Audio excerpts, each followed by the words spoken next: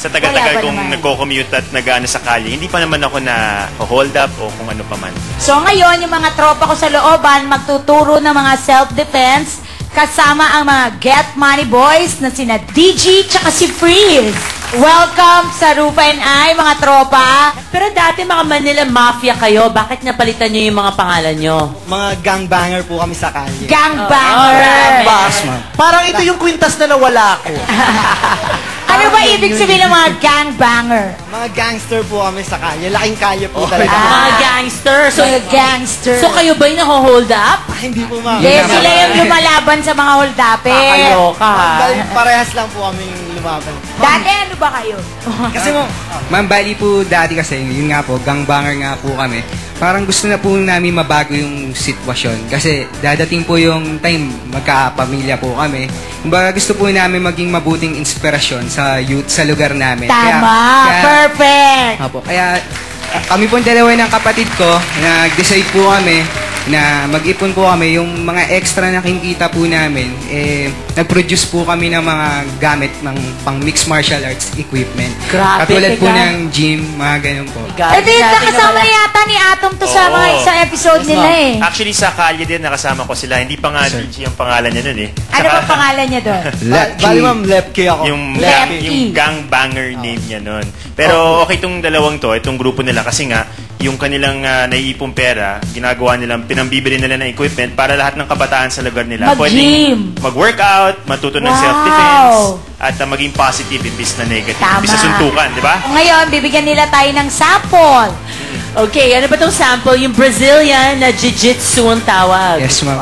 Gentle art of fighting po, ang Brazilian Jiu-Jitsu. Gentle art of fighting. fighting Kasi po, kaya po tinawag na gentle, ma'am. Kasi hindi mo na po kailangang gulpihin yung kalaban mo o kaya paduguin yung muka para lang mapasuko.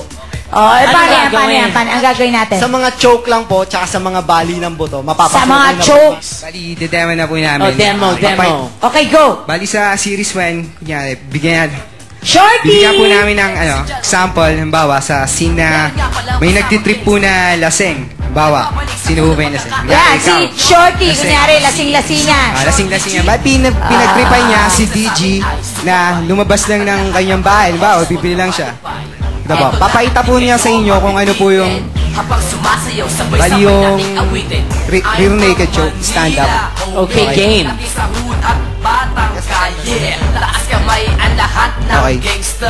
Oh, wala na sa ulo. Ay, ganon. Okay. O, ano pa yung iba? Ang tawag po dun, rear naked choke.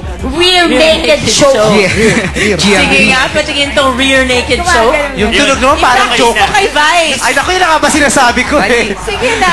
Nararamdaman ko yan Si kanina. Vice. Nag-aantay lang ako ng playtime. Daya kasi si Shorty maliit eh. Kailangan Sige. si Vice. Oo, manalo. bulpin si Vice, ha? Matangkad na malakas. At pag sumipa, parang kabayo. Oh. Pagpalapit pa lang, Sino yung laseng? Ako. Para ako yung sasaktan mo. Lasing-lasing ka kunyari. Taas na po yung kamay. Para paglapit pa lang po niya. Ano po, hawak. Okay, action! Lasing! slow. Ay, teka. Dali lang. Di ako ready. Dali lang. Huwag ka na nga ano eh. Nananakit. Ulit pa yun. Ulit. Lasing. Matangkad eh. Dapat yung shorty lang eh. Mga kasing kahit lang. Paano ako matangkad? Kasi tangkad nga ni Vice. Dali po ma'am, ibang ano na po, technique na po yung gagamitin. Uy, ito ginagawa natin para hindi manakit, ha? Ito ibig sabihin, kaya natin ginagawa self-defense at saka para hindi tayo nakakasakit na may duguan. So, excuse Okay. me po, bali ito po, may isa po Okay. akong tuturo na makakatulong talaga para sa lahat na tulad ng yung mga kabataan ngayon na kasi yung iba nagdadala po talaga ng mga matalas, yung mga gano'n, yung mga Naku, kutsilyo masama po. yun. Huwag Ito- tayong gagawa ng ganon. Apo, ito pong ituturong isang to, makakatulong po ito sa lahat, lalo na po sa mga girls na umuwi. Paggabi, yung mga Yes. call center agents, para sa inyo ito. Kaya ito pong ituturo namin, kahit hindi na po ninyo kailangan ng kutsilyo, makakatulong po ito. Papakita ko po kung Tama. paano. Halimbawa po, pinagtripan po ako, o kaya hold upin po ako, sasakay po ako. Ito po yung scene. Nagbabalik sa unang pagkakataon. Narinig nyo? Kasama si Shorty G. Lahat ng mga gangs na sa amin ay sumabay. Ay! Lahat ng mga bitches wag Ah! Anong ginawa mo? Dilukdok ng dyaryo. Oo. sumasayaw sabay-sabay na Bali, eto po, yung slow motion kasi masyado po mabilis. Ngayon, papaliwanag ko po ng mabagal. batang kalye. Taas kamay, Kunyari, inakbayan ka. Merong Ikaw yung dumating na magnanakaw. mama. Halimbawa, nag-aantay ako ng jeep sa... Bali, nag-aantay ako ng jeep, sasaya ko, pauwi Hold ako. upper ng cellphone. Siyempre, aware dapat ako sa lugar kasi madilim, kaya may suspicious looking na lumalapit. Kaya kailangan maging alert ako.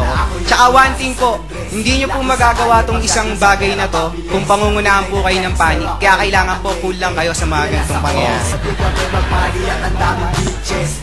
Hawakan nyo po agad yung kamay niya na alam nyo yung attacker na yun. Halimbawa, may hawak siyang ice pick. Kailangan focus lang po kayo sa ganun. Mabilis yung kilos. Hawak agad sa kamay niya. Then agad. Ito, magazine lang po. Pero malaking matutulong nito. Dahil ilang beses na po akong niligtas nito pag umuwi ako galing trabaho. Napagtitripan po ako kasi minsan suot ko yung mga 18K gold, you know? Kaya kailangan po mag-ingat. Pero... Anong magazine yun? Kailangan ba may tatak ng magazine? Alam ko na kung ba't ka pinagtitripan. Kasi umuwi ka sa gabi naka-shades. Thank you so much, Rupi. Okay, Atom. Please plug your Yes, show. oo. Manood kayo ng balita.